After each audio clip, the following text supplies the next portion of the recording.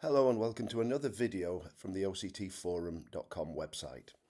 We're going to have a look at reflectivity, shadows and artifacts on OCT B-scans. Looking at the image here, you'll notice that some layers are brighter or lighter or whiter than others. Where a part of an OCT B-scan is brighter, we call that hyper-reflective. The darker areas, or less bright or more black, are hypo-reflective. Some layers and lesions are more hyper-reflective than others, or conversely, some layers or lesions are more hypo-reflective than others. Looking at this B-scan, the most hyper-reflective layers include RPE Bruch's complex, the ellipsoid zone, and the retinal nerve fibre layer.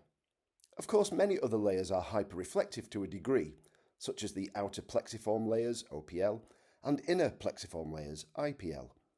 Blood, exudate and pigment are also hyperreflective, as we'll see shortly. Looking at this B-scan, the most hyporeflective layers include the photoreceptor outer segments, the outer nuclear layer, and the vitreous. However, some parts of the choroid are hyporeflective, including the blood vessel lumen, and the inner nuclear layer is darker than adjacent layers. For example, clear serous fluid is also hyporeflective, as we'll see shortly. To recap, some layers are more hyperreflective than others, and these include the ellipsoid zone and RPE Bruch's complex, retinal nerve fibre layer, external limiting membrane, internal limiting membrane, the posterior hyaloid face, epiretinal membranes, choroidal neovascular membranes and scarring, but also blood and exudate are very much hyperreflective, and pigment clumps too. Some layers and lesions are more hyporeflective, including the outer and inner nuclear layers, the vitreous, the interdigitation zone and myoid zones, but also serous fluid is clear and therefore hyporeflective. Shadows are also hyporeflective in essence. In reality, there is no reflection. They are, of course, shadows. So here's some examples. Here we've got exudate and hemorrhages, and notice the shadows beneath. Here we have a pigment clump just above the RPE. And in this image we can see a serous PED, a pigment epithelial detachment, where the RPE is separated from Bruch's membrane. And as mentioned in a previous video, you should not be able to see Bruch's membrane in isolation in normal circumstances. And here's an example of where it's obviously abnormal. Here the fluid is completely clear and casts no shadow, and that's very, very important to note. You can see the choroid beneath, basically. So blood, exudate, vitreous floaters and thick pigment deposits can cast shadows. So here we've got some examples. On the top left image we've got blood, and in this case within the blood vessel where it belongs, and there's a shadow being cast by the blood itself, not the vessel wall.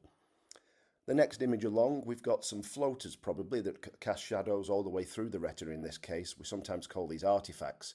So something further up or in on the B-scan that could be vitreous floaters, could even be lens opacities, etc., is casting those shadows. So it's not something within the retina itself. You just can't fully see the retina because the signal from the infrared laser isn't getting there.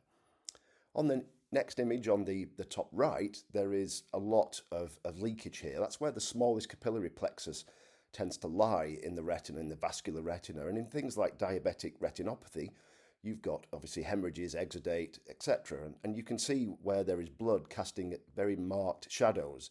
There's also a small area where it's dark, but there's not a shadow, and that's serous fluid. And on the bottom image, you can see that there is a chunk of pigment basically that's quite thick and dense, and that's casting a bit of a shadow. And there's also reverse shadowing there as well, where some RPE is being lost. So what do I mean by reverse shadows? We also call these window defects.